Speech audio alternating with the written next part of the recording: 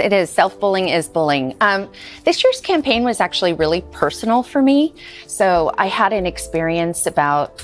In 1998, the most powerful man in the world let a 24-year-old intern take the fall for a scandal that nearly brought down the American government.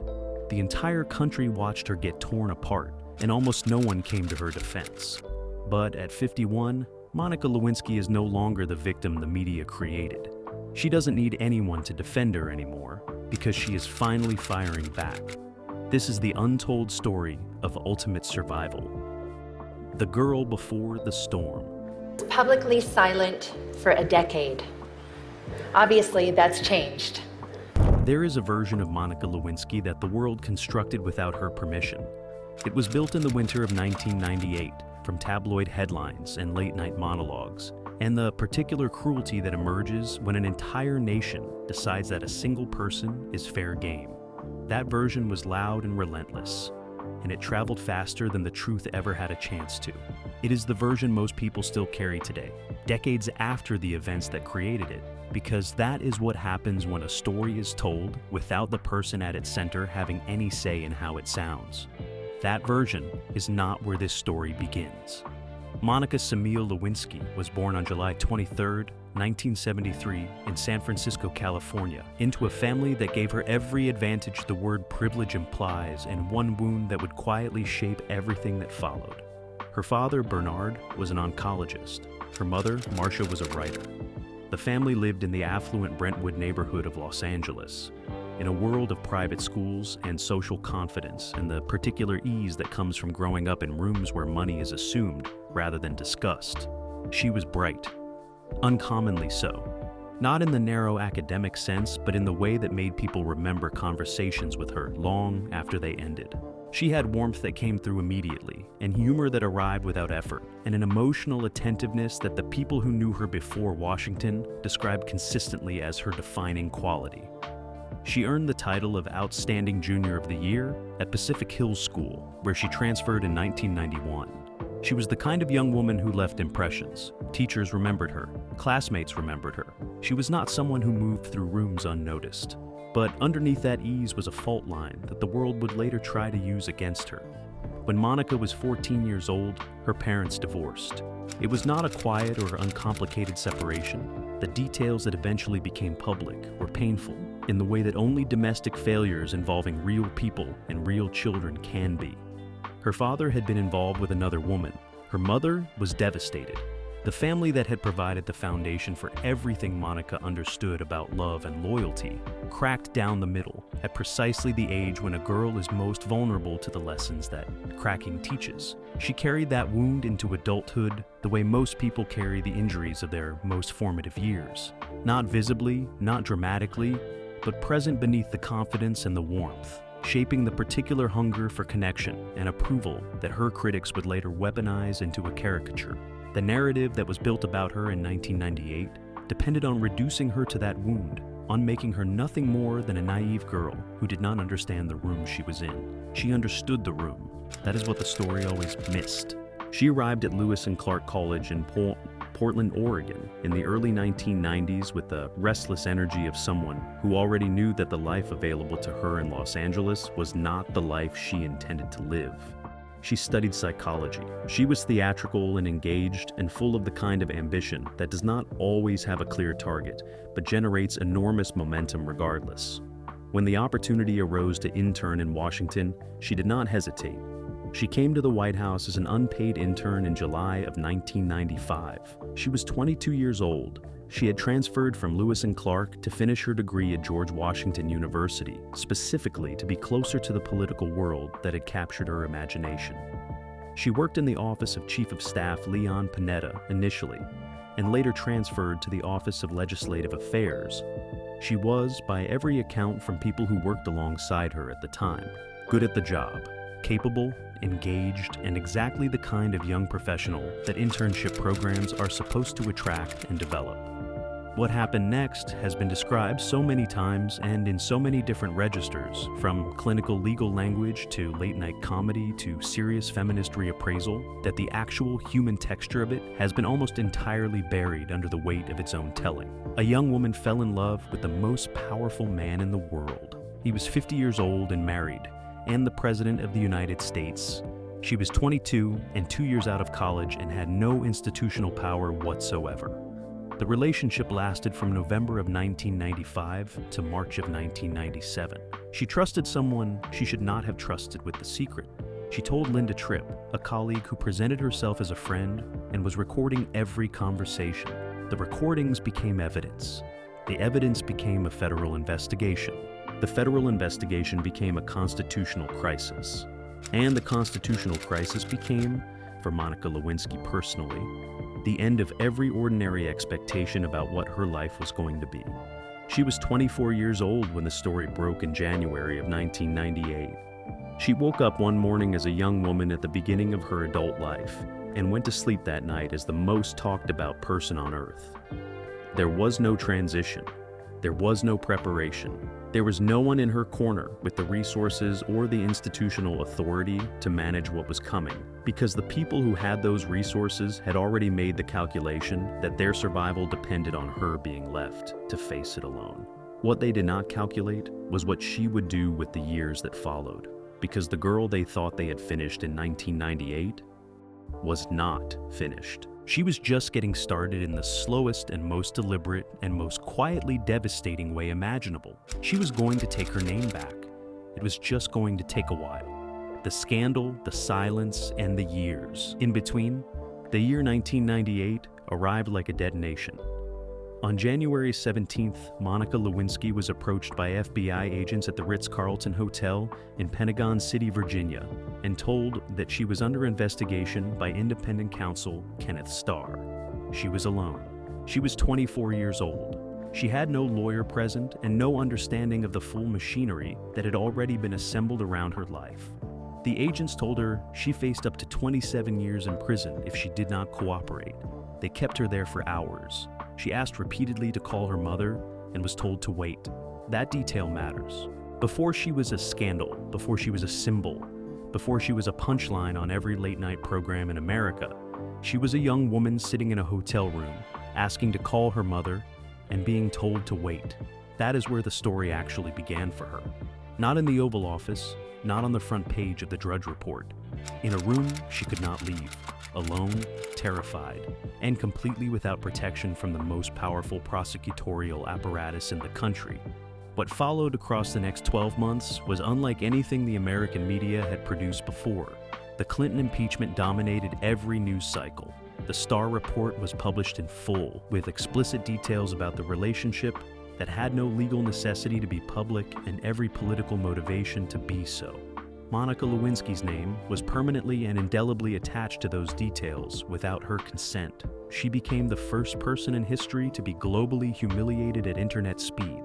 Social media did not yet exist in the form it would later take, but the architecture of mass public shaming was built in real time around her story, and it never came down. She gave the Barbara Walters interview in 1999. The book Monica's Story was published the same year and earned her a $500,000 advance that felt enormous until the legal fees and the cost of simply surviving the previous year were factored against it. The Barbara Walters sit-down drew an audience of 70 million viewers, one of the most watched television interviews in American history. She was paid $1 million for it. She spent years wishing she had never done it.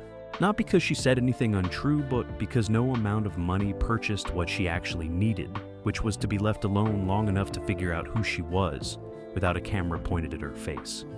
The Jenny Craig endorsement followed. The reality television dating show. The handbag line called The Real Monica. Each one was a transaction in which her notoriety was converted into someone else's revenue, while she received a fraction of the value her name was generating, and none of the dignity. The industry was happy to profit from Monica Lewinsky. It was not interested in treating her as a person with a future rather than a past.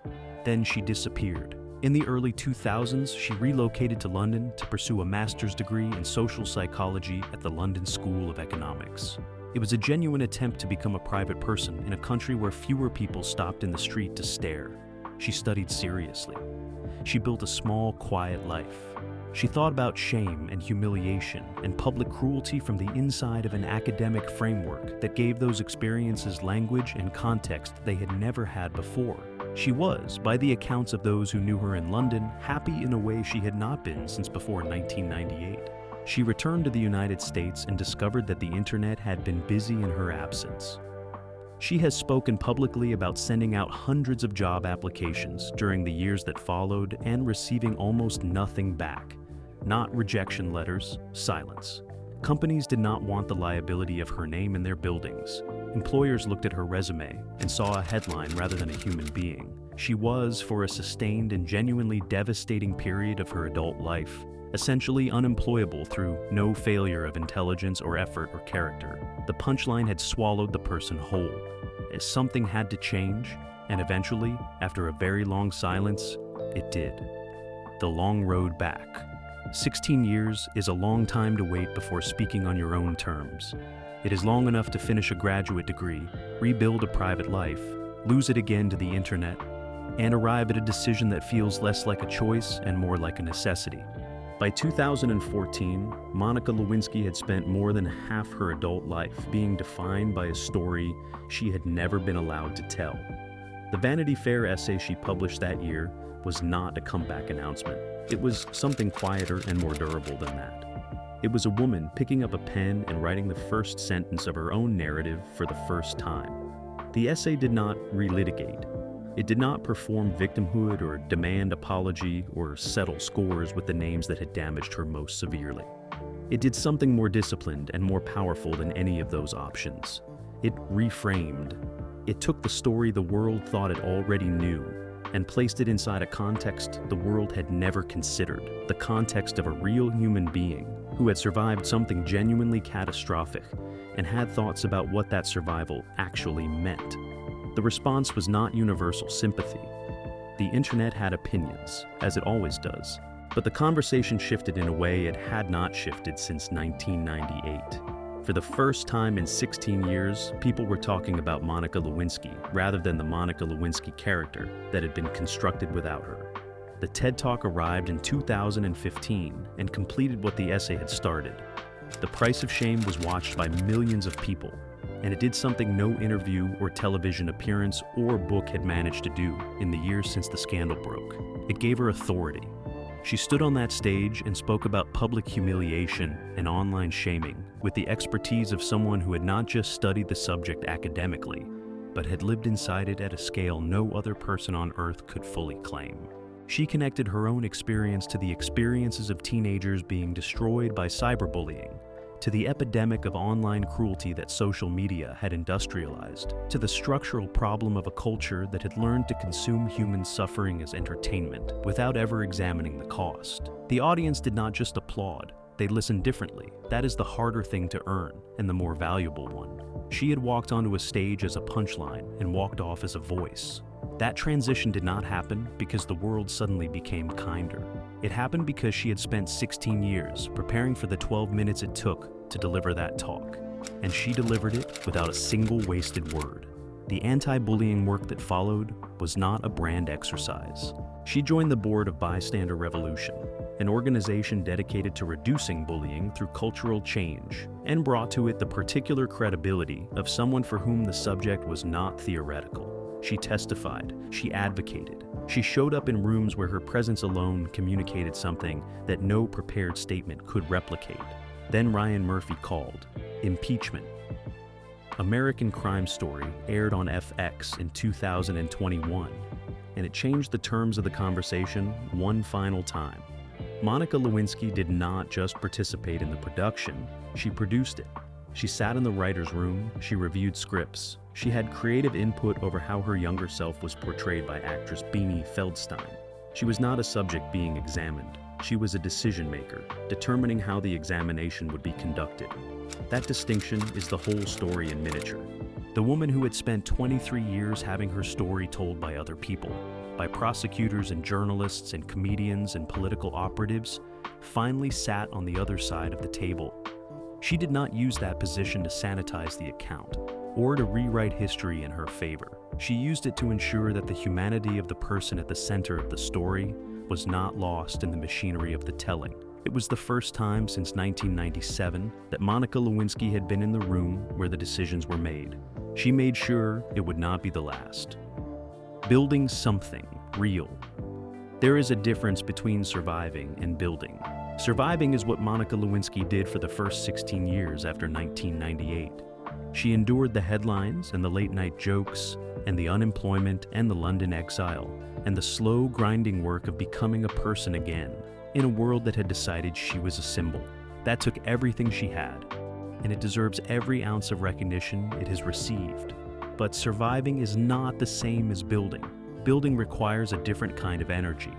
It requires the belief that what you are constructing will still be standing when you are finished, that the foundation beneath it is solid enough to hold the weight of everything you intend to place on top of it. By 2021, Monica Lewinsky had stopped surviving and started building. And by 2025, what she had built was real enough, substantial enough, and sufficiently her own that the conversation about who she was had permanently and irreversibly changed. The production company came first in any meaningful structural sense. Alt Ending Productions was not a vanity credit or a title attached to a single project as a courtesy. It was a functioning creative entity with a deal at 20th Television and a clear editorial identity built around the stories Monica Lewinsky was uniquely positioned to tell. Stories about media scrutiny and public destruction, and the experience of being processed by systems far larger and more powerful than any individual caught inside them. She was not simply producing content. She was building an intellectual framework around her own expertise and finding projects that fit inside it. Impeachment, an American crime story, was the anchor. The critical reception confirmed that her involvement had produced something more honest and more textured than the project would have been without her. The show reached millions of viewers on FX and reintroduced her to an audience that included people who were children during the original scandal and knew her name only as a historical reference. For that audience, she was not a punchline. She was a producer. The distinction landed exactly as she had intended. The Hulu series, The Twisted Tale of Amanda Knox, followed, extending her production work into adjacent territory.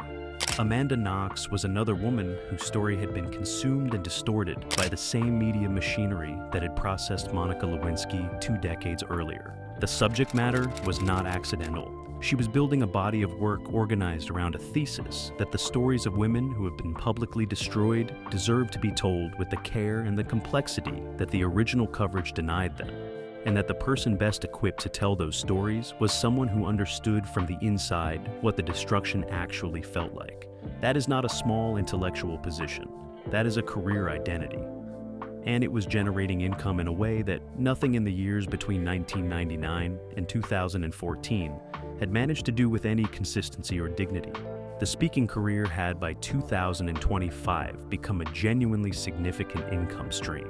Fees of up to $60,000 per event reflected a market assessment of her value as a speaker on the subjects of public shaming, cyberbullying, resilience, and the psychology of humiliation. She was not being booked as a curiosity or a spectacle.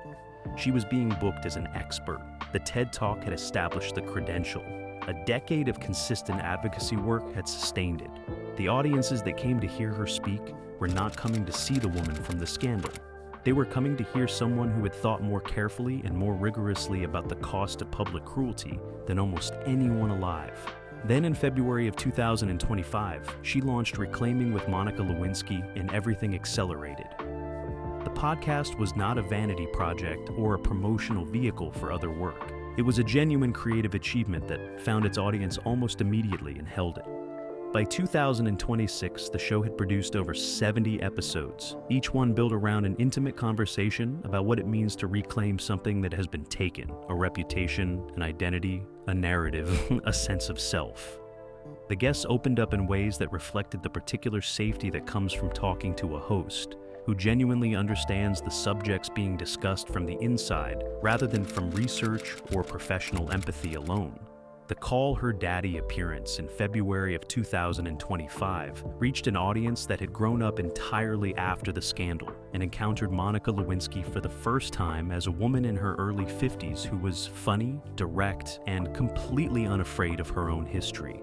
One viewer wrote that they had not foreseen becoming a fan of Monica Lewinsky in 2025, but that they were living for her taking her identity back and reframing the narrative. That response, replicated across thousands of comments and social media posts in the days following the episode, said something important. The reclaiming was working, not just professionally, culturally. The net worth that results from all of this sits between $1.5 and $2 million, depending on which estimate a person trusts. That number requires context to mean anything. It is modest by the standards applied to people with comparable public profiles. It is not modest by the standards of a woman who spent the better part of a decade unable to get a job application acknowledged. It was built without inheritance or a famous family name providing structural support. It was built without the kind of industry backing that flows automatically to people the establishment has decided to invest in. It was built through 2 decades of showing up when showing up was painful, and speaking when speaking cost her something, and refusing to define herself by the story someone else had written about her life. $2 million built from the wreckage of public destruction, assembled piece by piece over 27 years, without anyone holding the door open. That is not a modest achievement. That is an extraordinary one. What reclaiming actually means: step all the way back from the production credits, the podcast numbers, the speaking fees, and the net worth estimates. Step back from the TED Talk and the Vanity Fair essay, and the FX series and the Call Her Daddy appearance. Step back from every professional milestone and every cultural reappraisal and every comment section full of people saying they had not expected to become a fan of Monica Lewinsky in 2025, but here they were. Step back until the whole picture comes into view. What this story is actually about has very little to do with money and everything to do with what happens to a person when the world decides to use them as a lesson. Monica Lewinsky was not famous. She was not a public figure who had sought a platform, built a brand, or made a calculated decision to enter the arena of public life. She was a 22-year-old intern who made a consequential private decision that, through a specific chain of betrayal, prosecutorial ambition, and political survival instinct, became the most public story in America. She did not choose that. It was done to her. And the damage it created was not temporary or manageable, nor did it fade naturally with the passage of time, the way most news cycles eventually do. It followed her. For decades, into every job application that went unanswered, into every room she entered, where people recognized her face and made the immediate calculation about what that recognition meant. Into every relationship she attempted to build in the years when the scandal was still the first thing anyone thought about when they heard her name.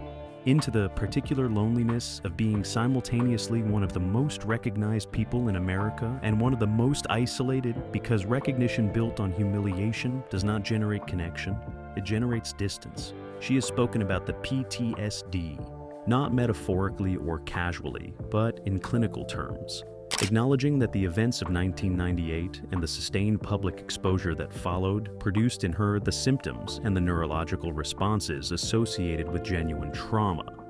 The constant hypervigilance, the way certain triggers, an unexpected photograph, a reference in a television program, a particular combination of words in a headline could collapse the distance between the present and the worst moments of the past without warning. She spent years in therapy working through material that most people will never have to confront at all, let alone confront while the entire world watches and renders judgment. That context is necessary for understanding what the reclaiming actually cost. Every public appearance she made from 2014 onward required her to walk back into the room where the damage had been done and stay there long enough to say something useful. The Vanity Fair essay required her to revisit the events of 1998 with enough clarity and enough distance to write about them with authority rather than simply pain. The TED Talk required her to stand on a stage and be seen, fully and completely, by an audience that arrived with preconceptions she could not fully predict or control. The impeachment production required her to sit in rooms where people were dramatizing the most painful chapter of her life, and find a way to guide that dramatization toward honesty rather than spectacle. The podcast required her to show up every week and be present and open and emotionally available for conversations about shame and survival at a moment when her own relationship with those subjects was still, by her own account, a work in progress. None of that is easy. None of it should be described as easy. The professional achievement is real, and it deserves to be recognized on its own terms. But the personal cost behind it is also real, and it deserves the same recognition. In February of 2025, sitting across from Alex Cooper on Call Her Daddy, Monica Lewinsky said something about Bill Clinton that she had never said with quite that level of directness before. She said that the right way for him to have handled the situation would have been to say it was nobody's business and to resign. She said that given the power differential between a 22-year-old intern and the President of the United States, she never should have been put in that position in the first place. She said it without tears and without the careful hedging that had characterized so many of her earlier public statements on the subject. She said it the way a woman says something she has known for a long time and has finally decided she no longer needs to soften for anyone else's comfort. That moment is worth sitting with. 27 years had passed between the beginning of the relationship and that interview. 27 years of public humiliation and private recovery and professional reinvention and the slow, painstaking work of becoming someone who could speak that truth out loud without the floor giving way beneath her. The woman who delivered those 2 sentences on that podcast was not the same person who had sat in that hotel room in January of 1998, asking to call her mother. She was someone that person had spent a lifetime becoming. Someone harder and wiser and more precisely calibrated to the exact weight of what she was carrying. Consider also what she chose not to do with all of it. She did not write a revenge memoir. She did not spend 27 years publicly cataloging every cruelty and every betrayal and every moment when someone who had the power to defend her chose their own interests instead. She did not build her platform on bitterness or use her advocacy work as a vehicle for settling scores. The anti-bullying mission she committed herself to from 2014 onward was genuinely oriented outward, toward the teenagers being destroyed in comment sections, and the ordinary people experiencing the industrialized cruelty of social media pile-ons. People who had none of her resources and none of her platform and no way to fight back at all. She took the most painful thing that had ever happened to her and turned it into a lens for seeing the pain of other people more clearly. That is not a small moral achievement. That is a significant one. Her personal life has remained private in the way she has decided it should be, which is itself a form of reclaiming. She has never married. She has spoken about dating quietly and keeping that dimension of her life away from the cameras with the firmness of someone who understands exactly what it cost her the last time her private life became public property. She has said she has earned the right to keep something for herself. She is correct. The boundary she has drawn around her personal life is not a symptom of damage. It is evidence of wisdom. It is what it looks like when a person decides that the lesson the world tried to teach her in the most brutal possible way, that nothing about her was private or protected or beyond public consumption, was a lesson she refused to internalize. Think about what the net worth conversation is really measuring. It is not measuring $2 million. $2 million does not generate the kind of cultural conversation her name continues to generate. What it is measuring is the distance between where she was in 2003, sitting in London trying to become invisible, sending out job applications that nobody answered, carrying the weight of a story that had been written about her without her and could not be unwritten, and where she is in 2026, producing television, hosting a podcast with 70 episodes, speaking to audiences of thousands for $60,000 an appearance, and sitting across from one of the most listened to podcast hosts in America, saying the true thing without flinching. That distance is what has everyone talking, not the number, the distance. The Reclaiming podcast title was not chosen casually. It was chosen because reclaiming is the most accurate word available for what Monica Lewinsky has spent the last decade doing. Not rehabilitating, which implies the original damage was deserved. Not rebranding, which implies the original identity was simply outdated. Reclaiming. Taking back something that was taken. Returning to a name that was weaponized and standing inside it again on her own terms. With her own voice, telling her own story. In her own time. At 51, Monica Lewinsky is the only person left standing with both the authority and the lived experience to speak about what happened to Monica Lewinsky. Bill Clinton has his foundation and his legacy and the protective distance of power that never fully abandoned him, even at his lowest moment. The prosecutors and the political operatives and the talk show hosts who built entire segments around her humiliation have moved on to other subjects and other targets. She is still here, still building, still reclaiming. And the name that was supposed to bury her has become the platform she stands on. That is not a modest outcome for a girl from Brentwood who just wanted to work in Washington. That is everything. Monica Lewinsky spent 20 years being talked about and almost no time being listened to. Then she built a platform that changed that entirely.